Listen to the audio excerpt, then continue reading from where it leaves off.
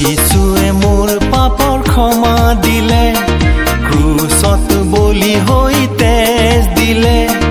যিশুৱে মোৰ পাপৰ ক্ষমা দিলে, ক্ৰুচত বলি হৈ তেজ দিলে। প্ৰিয় প্ৰভু যিশু মোৰ জীৱিতাতা। প্ৰভু যীশু খ্ৰীষ্টৰ সৰ্বশ্ৰেষ্ঠ নামত আপোনাক অভিবাদন জনাইছোঁ।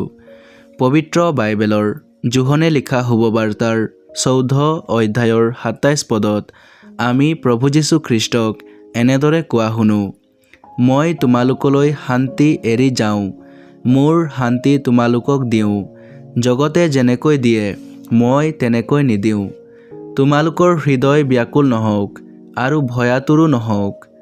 যেতিয়া কোনোবাই মৃত্যুৰ নিচেই কাষ চাপে, তেতিয়া তেওঁ নিজৰ প্ৰিয়জনৰ সৈতে থকা সময়ত নিজৰ অন্তিম ইচ্ছা, মন আৰু নিৰ্দেশ তেওঁক দিয়ে। প্ৰভু যীশু খ্ৰীষ্টই এতিয়ালৈকে নিজৰ শিষ্যবিলাকক নিজৰ মৃত্যুৰ বিষয়ে অৰ্থাৎ কেতিয়া, ক'ত, কেনেকৈ আৰু কিয় এই সকলো বিষয়ে বুজাই দিছিল আৰু নিজৰ পুনৰুত্থানৰ বিষয়েও সিহঁতক বুজাই দিছিল। সকলো বিষয়ে কোৱাৰ কাৰণটো হৈছে শিষ্যবিলাকে অধিককৈ ব্যাকুল হৈছিল। সেয়েহে প্ৰভুৱে সিহঁতক সেই বস্তু দিছিল যাক কোনো ধন সম্পত্তিৰ জৰিয়তে পাব নোৱাৰি। সেই শান্তিনো কি? মনৰ শান্তি কেনেকৈ পাব পাৰি? ঈশ্বৰৰ শান্তি পাপ ক্ষমা পাই ঈশ্বৰৰ সৈতে মিলন হোৱাৰ ফলত সম্ভৱ হয়।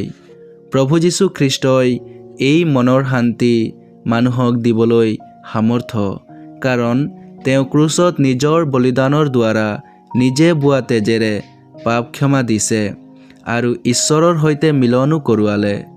জগতত মানুহে সেই শান্তি বিচাৰি আছে, যি শান্তি কেৱল সীমিত আৰু অলপ দিনৰ বাবেহে আৰু স্বাৰ্থৰে পৰিপূৰ্ণ। প্ৰভুৰ পৰা পোৱা শান্তি অসীমিত আৰু অনন্তকালৰ বাবে।